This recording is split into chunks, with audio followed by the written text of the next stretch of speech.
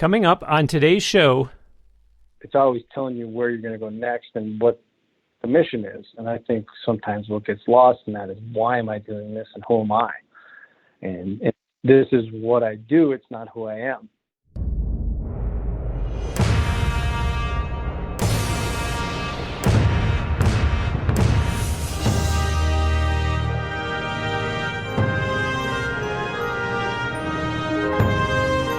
Peace be with you. This is Catholic Sports Radio, located at the intersection of your faith life and sports life, and on Apple Podcasts, Spotify, iHeartRadio, and lots of other platforms.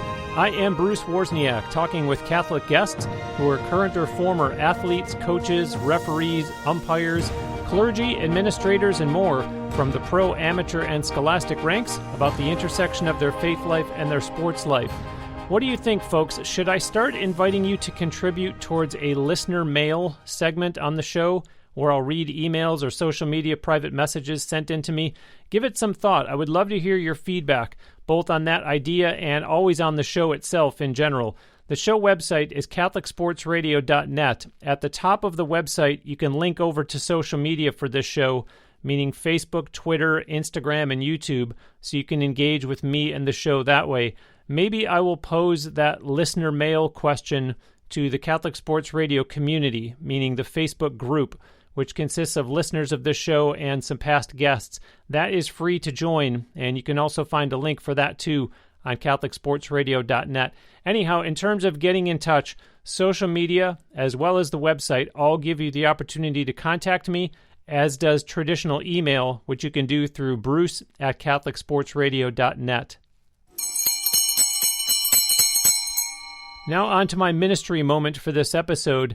There are a lot of secrets in the world of sports, and at least as far as these that I'm going to cite, are generally treated as such for good reason. In other words, there's an element of trust. These are not meant to be deceitful. A general manager confiding in a key member or two of the front office about a trade he is making. A coach in football covering his lips when calling in a play so as to protect the integrity of the game by preventing the other team from cheating through lip reading. The same action being done in baseball through signs from the manager that only his players know and understand. A scouting staff who is together at their league's draft, staying tight-lipped at their table with regards to who they are going to select. In our faith life, we too are convicted, knowing that what we hold in our hearts and in our minds is our commitment, our dedication to the Lord. In the New Testament, we read in 2 Timothy chapter 1, verse 11, about Paul's suffering under persecution being due to his work as a preacher, apostle, and teacher. Paul said he was not ashamed to suffer because he trusted Christ to be the ultimate foundation, not his own efforts. We go on to read in verse 12, and this is from the New International Version, by the way, quote, "I know whom I have believed, and am convinced that he is able to guard what I have entrusted to him for that day." Moving on now with this week's episode, my guest was chosen by the New York Jets in the 6th round of the 2003 NFL Draft and spent time with 4 different organizations between then and 2009, to also include the Minnesota Vikings, Dallas Cowboys, and Detroit Lions.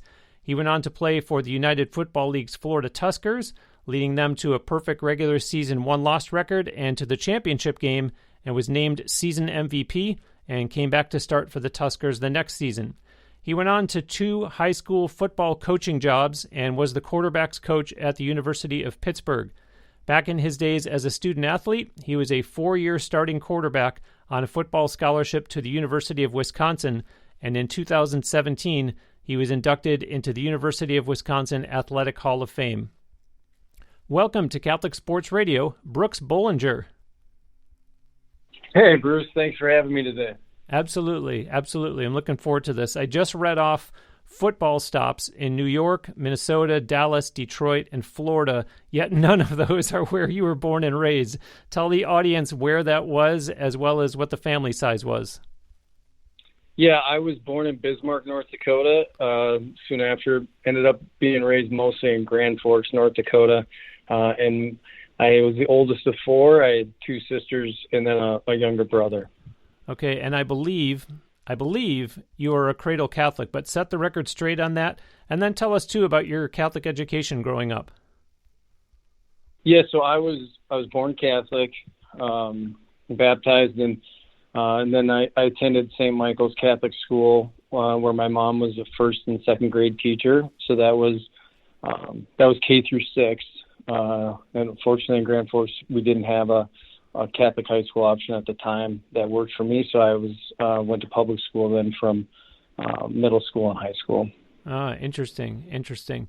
What I did not mention in the intro was that not only did you start every game at quarterback during your 4-year high school career, but you not only played 3 years of high school basketball as well, but even played baseball well enough to be drafted by the Los Angeles Dodgers twice. So I guess there was no question for young Brooks Bollinger that you were going to make it as a pro athlete. I don't know about that. It was, growing up in Grand Forks, and my dad was the offensive coordinator at the University of North Dakota, so I got to grow up with a really cool childhood in athletics, and I always knew I'd be a college player. I tell my kids the first NFL game I ever went to, I was wearing a uniform. Wow. So it seemed far away, and it wasn't really something. I mean, I always dreamed of just playing forever, like a lot of little kids do, but I would say that in my mind, it was kind of college was the main kind of dream that I had. And, I also ran track. So I grew up in that era where, you just went to the next thing. You got to be with your friends and have a lot of cool experiences in sports. So it wasn't as much about where I was going as where I was at. Was any of it prayerful, or was it just boyhood dreams? Meaning, did you actually pray like, Lord, I would love to be a pro athlete. Please help me find a path to the NFL or to MLB or any of that?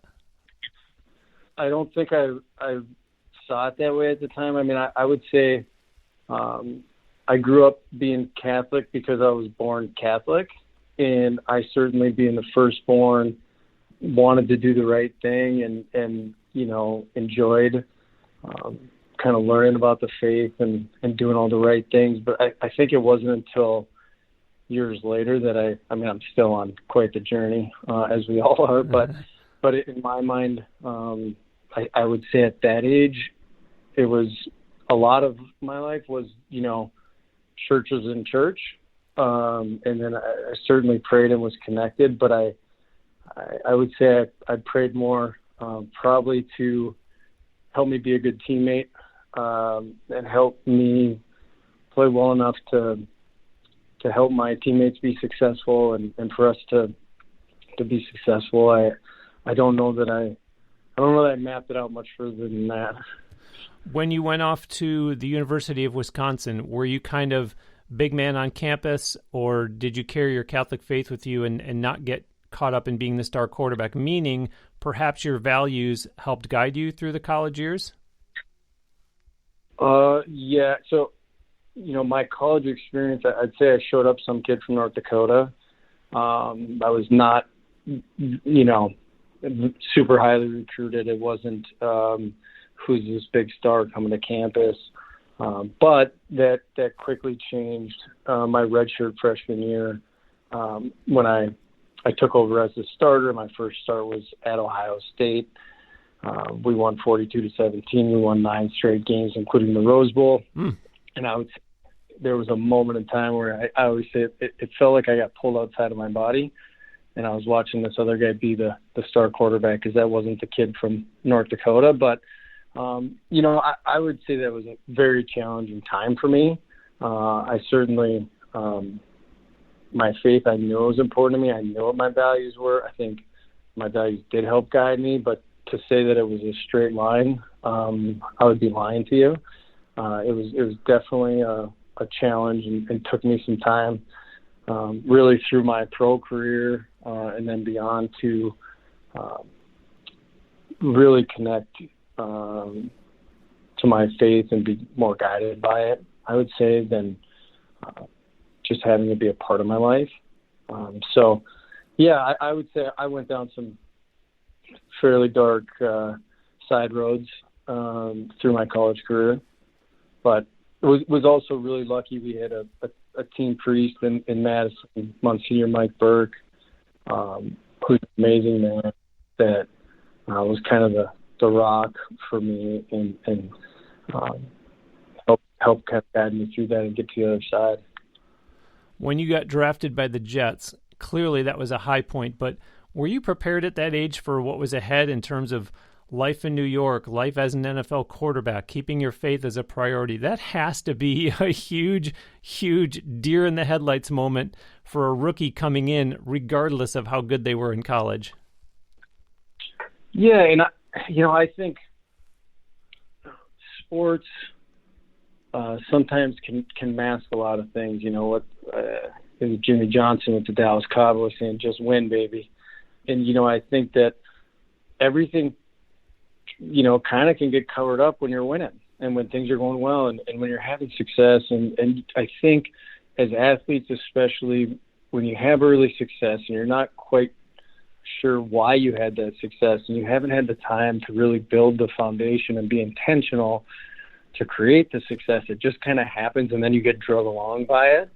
I think that's what kind of happened to me in my college career. I was a two-time captain and I think I had enough of a foundation that I had built that I could carry through. But really, if I'm honest, my development got a little stagnant, and it kind of became make sure you're pleasing these people by winning, make sure you're pleasing your teammates in this way. I think my leadership was more by probably keeping everybody else happy than it was about really knowing who I was and how I needed to show up in the world. So, wow. I think that created some gaps and certainly some learning over time. But yeah, they say, you live life forward and you learn it backwards. So I'm grateful for my playing career as much as anything else. I mean, number one, the relationships that you kind of get to build in that environment. But then secondly is the failures. You get to fail publicly and it challenges you in a lot of ways. And I got to do that in spades. So, of all the successes you rattled off, Bruce, there was a ton of failures and they hurt at the time, but as I look back, I think those are the things that have helped shape who I am today as much as anything. Fantastic. Folks, at the very start of this episode, I was sincere when I asked you if we should start a listener mail segment, so do let me know because I really value your feedback on the show. In fact, since this is a ministry for me and I don't get any income from doing this, nor do I have any sponsors, anyone who makes a financial gift to Catholic Sports Radio is by extension giving me their feedback. To me, that's an indication that you like this show, you enjoy the work that I'm doing, and hopefully it's an indication that this show is helping you in your faith life. That is a big goal for me in doing this week after week, month after month for more than 4.5 years now. I truly aim to move more people closer to Christ, whether that means going back to church after having fallen away, or whether it means getting dialed into the Mass instead of just going on Sunday for the sake of being able to say that you went, or if it means already being on fire for the Lord and immersing yourself even further into your faith. If it takes hearing Catholic Sports Radio to accomplish any of that, then I say thank you, God, for using me in this show as the vehicle to touch the hearts of our brothers and sisters in Christ. As for supporting me, yes, I ask that you prayerfully consider making this ministry a part of your tithing. You have heard on lots of episodes me mentioning names of past guests and listeners who have made a contribution, and you've heard me detail specific costs that I'm challenged to otherwise have to somehow cover out of my own pocket. It's as easy as going to the show website, CatholicSportsRadio.net, and then utilizing the blue Donate to CSR button that you'll see there. It's fast, it's easy, it's secure, and perhaps best of all is that you get to type in whatever amount you're comfortable giving. By that I mean there's not already a predetermined list of amounts to choose from. No amount is too small and no amount is too big. For those that are a little hesitant about putting credit card information online, you can instead contact me for information on sending a check through the mail. Get in touch via social media or email me through bruce@catholicsportsradio.net, and I will write you back with the relevant details. I'm grateful for your considering Catholic Sports Radio as part of your tithing as I continue working to move more people closer to Christ. Brooks, you mentioned a priest when you were at the University of Wisconsin. Did you have a spiritual director throughout your journey through pro football? Because I'm thinking of things like changing teams or the injuries you sustained in the UFL playing in Orlando and eventually retiring. It would seem to me as though a compassionate, steadying hand to help guide you would be so valuable. How I would say it worked out for me was kind of a mishmash of people, and based on the different stops that I had, whether that be teammates or priests that were involved with the team or outside the team. I think that was probably how it all worked out. I think looking back, again, it all kind of goes fast and it all becomes a little relative. So I think if I could go back and do it again, I would have been a lot more thoughtful and intentional of kind of mapping that out and guiding me down a path. I think it was a little bit ad hoc, and I'm very grateful for, some of the people that came into my life. But, I think one of the risks when you're in that position, especially is, let's say you go to a new team and you're the quarterback or you're a quarterback, you kind of want to show that you have things figured out, right? Or act like you have things figured out. And I think that, it's funny, you think back to, you'd go and speak to kids, or do radio shows like this, right? And I probably spent more time talking about what I should be doing and what they should be doing than what I actually did. So I would say that, again, I'm grateful for it, but it was probably disjointed and ad hoc the way that I didn't really tie it. And I think that led to a lot of kind of fits and starts in my life and in kind of my faith. Yeah, and you kind of made a similar point before that I'm hearing again, which is you slip into where you're working more on making sure you're developing as a quarterback, developing as an athlete, instead of spending equal time developing your own personal infrastructure.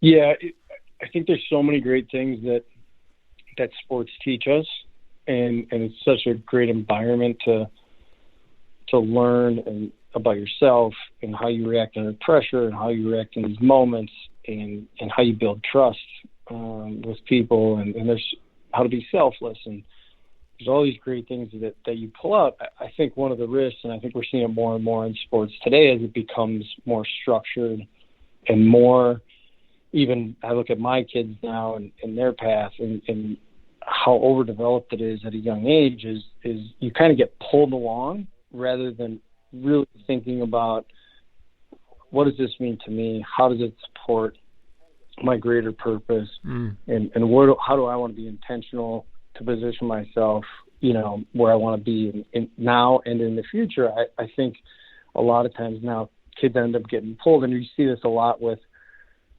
young athletes.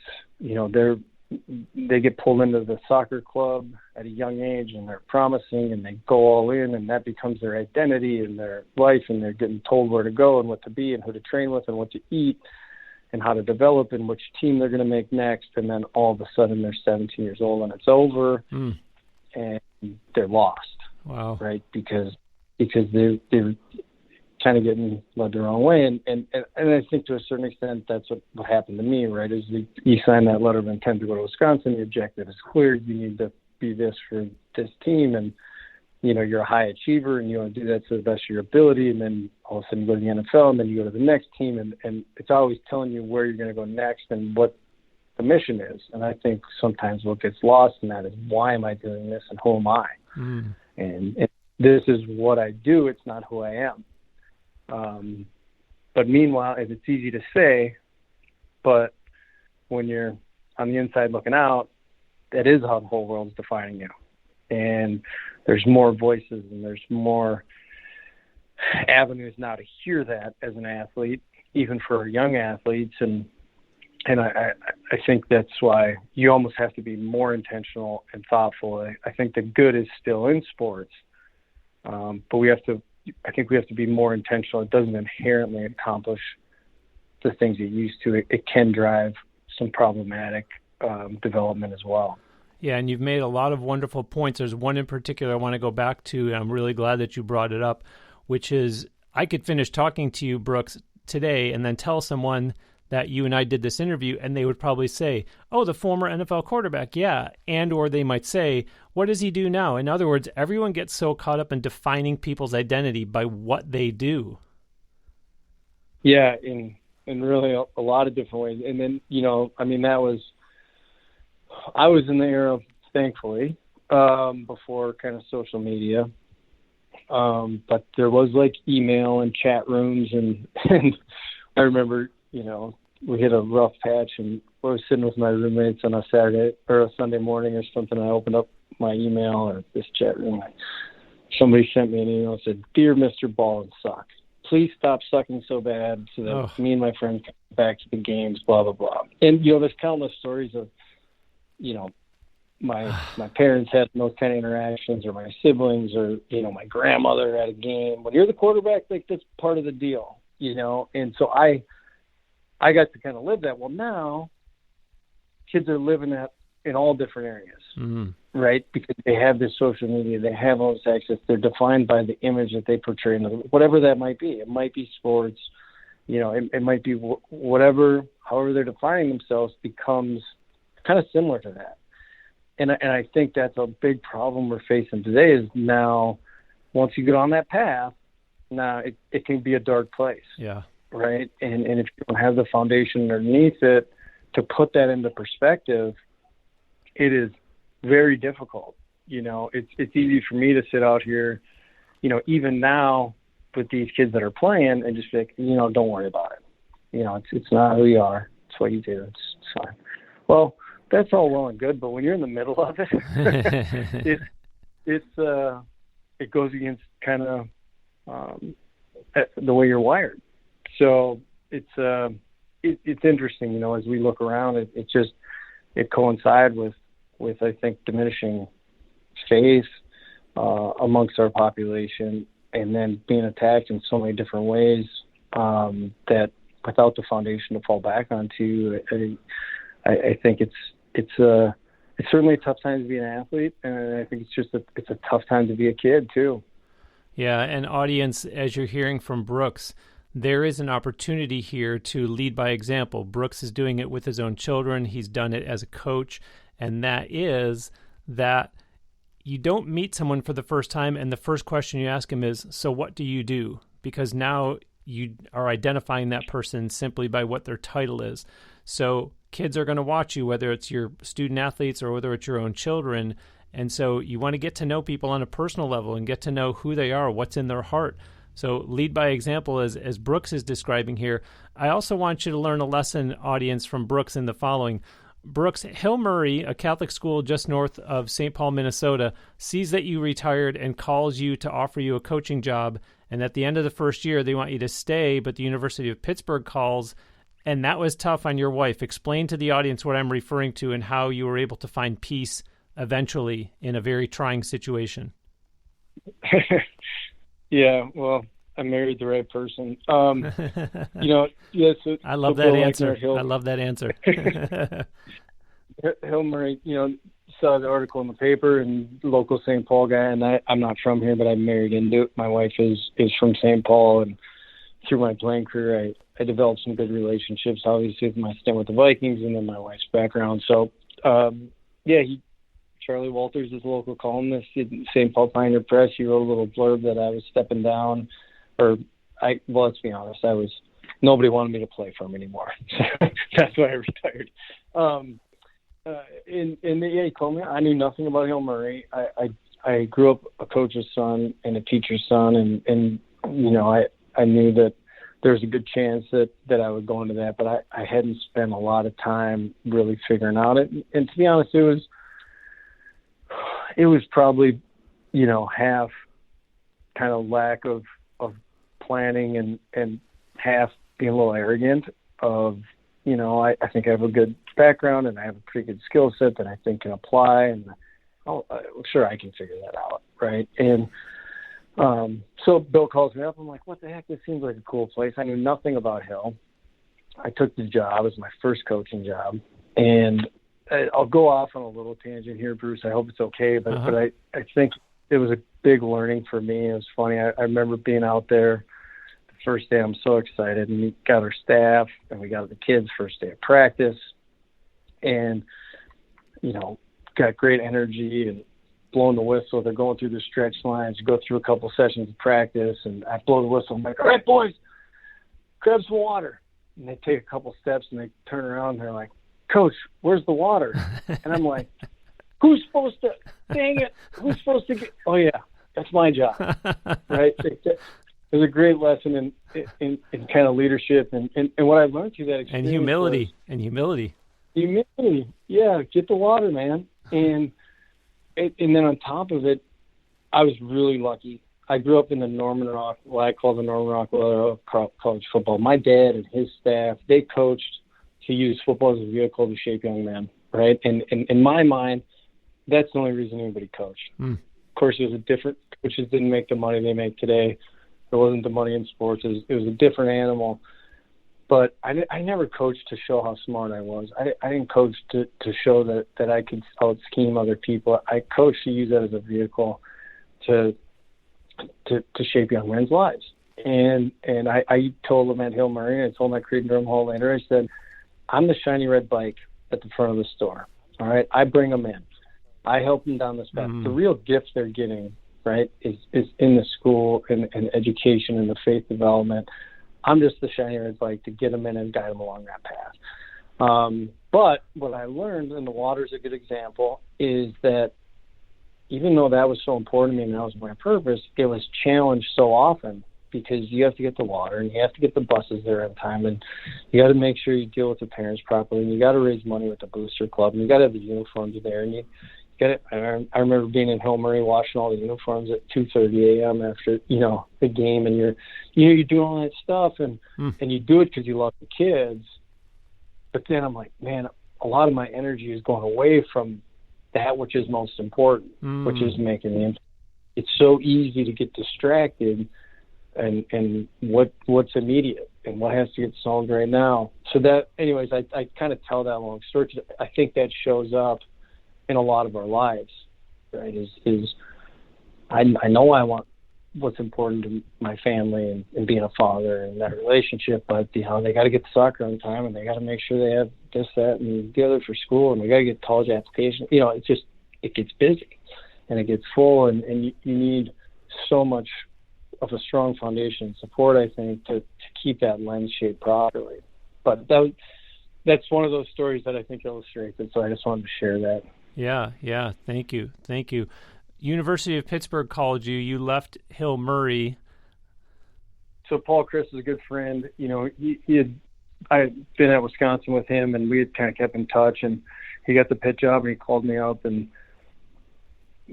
Hill had hired me then to raise money in the development office and be the head football coach and kind of keep me there. And to a certain extent, I was clear, I'm a St. Paul woman and got your family in St. Paul. And here's your path.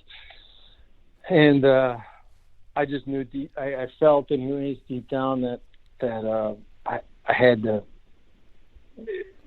a skill set, and I always wanted to be a college coach or an NFL coach, and probably before I even wanted to be a player. Because I was around those guys. I was on the grease board. I was in the meetings in the equipment room as a young kid. I mean, I just got to spend so much time with them, and so I was like, I'm going to be a coach like my dad, And so my wife's looking at me with tears rolling down her cheeks, and I got the phone in my hand telling Paul that we'll take the job. Wow. And we moved out to Pittsburgh with our 3 kids. She went from being a player's wife, it's pretty good, right? Like football, you're home a lot, and you have a good schedule, and you're obviously making good money, and your off seasons are off for the most part. And we were in a place where we had a bunch of family around us. And so we went from that life to college coach's wife, where you're basically a single parent, and you're in a new place, so you don't know anybody. And in that first year, I mean, her mom had some health issues. She lost a friend. We lost a baby in pregnancy. And it was just difficult. It was hard. And then the second year, we kind of settled in and really loved Pittsburgh. It's a great community and kind of understand the rhythms of it. And I kind of felt like I was in the fast track. I was in the quarterback room. I was calling a bunch of the plays for Paul. I was probably on a path to become a coordinator in college football, which is the track you want to be on to be a head coach. So I felt good about all that, but I never saw my kids. And my oldest was 8 at the time, and we played Miami in the last game of the regular season on Saturday. Sunday morning, I got on a flight, and I had 12 flights in 14 days recruiting the day the season ended. So, and in season, I would probably see my kids, a little bit on Thursday evenings, take them to school Friday mornings, and then I probably wouldn't really see them much until the next Thursday. I really don't get into how that exists or why that exists. That's football coaching a little bit. So I got back from those, and we'd kept our house back here for at least those first 2 years just to kind of keep the Band-Aid on a little bit. And Natalie would come back for a month here and there when the kids were off school, et cetera. And, we're trying to figure out. But so we were back in Minnesota. I got back from that trip. We had a couple days off before I went back to Pittsburgh, and I looked at her and I said, I'm done. She said, just like blindsided. She's like, what are you talking about? You're done. I said, listen, I'm looking at Miles as 8 years old. I know if I've seen this movie before. I grew up around it. If I go another year, it's going to be 25 or 30 years later in the blink of an eye. Wow. It'd be great. I'm good at it. Can make a good living, but we're going to move to 6 or 8 more cities. And I'm just really, I can't go 10 years later and not know my son. So I told her, and it was, Saturday, and I called the principal at the Catholic school, and I said, do you have room in second grade and kindergarten? And she said, we do. I said, can they start Monday? And she said, they can.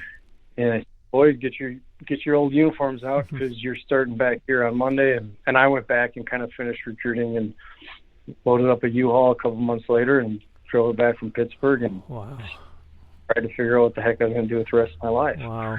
Bravo. What a great story. And then there you go, folks. That's another one. But I was going to say, there's a great example from Brooks right there. He's given you a few gems already.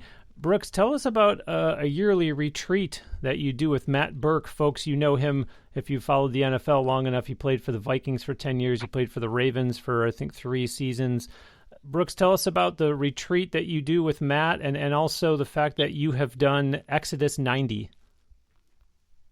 So that's how it started. We played together and over the years has become a really, really good friend. And somebody I look up to a lot. When I was kind of going through all this, I'm like, all right, I'm going to figure out the real world and I'm going to change the world. And, here we go. I don't know what it's going to be. I have no idea. I'm going to meet with everybody under the sun and figure it out. I reconnected with Matt, and his neighbor at the time was Rich Chapman. And they were doing a book called All Pro Wisdom and really trying to, what I talked about earlier is incorporate faith into football. And subsequently they had created an app that coaches could use. So anyways, that pulled me into conversation with Matt and Rich. And Rich had been a mentor to Matt on his journey, just a phenomenal guy. And really that was probably the time that, and this was eating at me at Pitt a little bit. And then I was becoming more and more connected to my faith and living more by my faith at that time.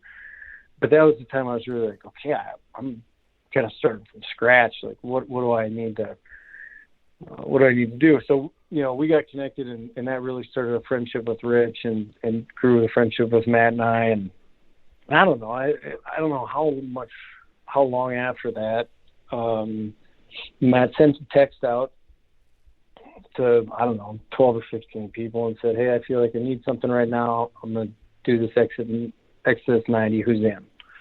And there was I didn't even look at the thing. I just said, I'm in. I'm hungry for whatever you're doing, and I'd love to challenge myself. And so we did it. And that group became close through it, and it was I think a transformational experience for all of us. And then at the end of that year, Matt hosted a retreat up at his cabin in Wisconsin, and brought a priest in and spent a couple nights and really dug in, and just format has kind of shifted over time, but just spending some time with some amazing and thoughtful people, and just stepping away and really focusing. So it's become an annual event, and that group continues to stay connected, and it's been I think kind of a special thing for all of us to build those relationships and work towards deepening our faith. Fantastic. Let's close, Brooks. I asked you earlier about the trying time that you and Natalie had that you described for us. Let's bring your wife back into the conversation as we get ready to wrap up here. How long have the two of you been in the sacrament of holy matrimony? And you've kind of talked around them, but share with us about the family that the two of you have made. So we were married in 2005 when I was playing for the Jets. And our oldest son was born in New York a year and a half after we got married. And that's Miles. So fast forward to today, Miles is a senior in high school, 17 years old. And then, it just kind of had one show up every 2 or 3 years after that. And so then Bo's a sophomore. They're both at Cretin-Derham Hall in St. Paul. We actually got the section final tonight. They're both playing football, which is fun. And then we have two daughters in the middle. Liviana is 12, and Isla's 9. And then we got little Isaac is a kindergartner.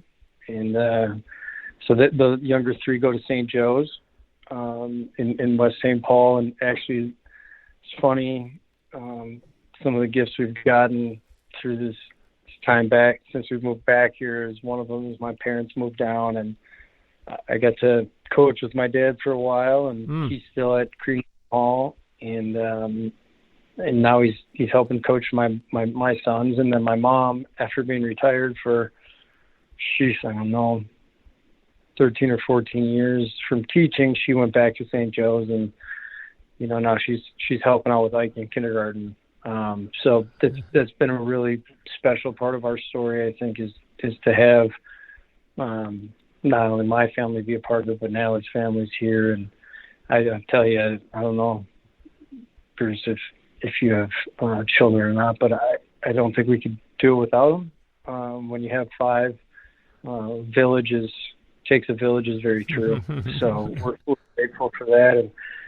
And we have a loud house right now. There's a lot of action with that, but it's we're having an absolute blast, and we're really lucky to have some great kids. That's awesome. And I can hear the sincerity. I can hear the fatherly love in your voice, and it makes me all the more appreciative that you were able to make time to talk to me today for Catholic Sports Radio. Brooks, God bless you and your sweet family. Thank you so much for being on the show. Thank you, Bruce. God bless you as well. And folks, as a nod certainly to all the years that Brooks spent playing sports, we're going to say football in particular. You heard about all the others that he did, football, baseball, and even track. It's fitting that we close this week's show with an athlete's prayer, and let's pray it together in the name of the Father, and of the Son, and of the Holy Spirit. Amen. Help me to play the game, dear Lord, with all my might and main. Grant me the courage born of right, a heart to stand the strain. Send me a sense of humor, Lord, to laugh when victory is mine, to laugh if I should meet defeat without a fret or whine. Give me the grace to follow rules, to fess up when I'm wrong, when silence or some other thing wins plaudits from the throng. When foes are tough and fighting fierce, and I am getting weak, dear God, don't ever let me show a broad, bright yellow streak.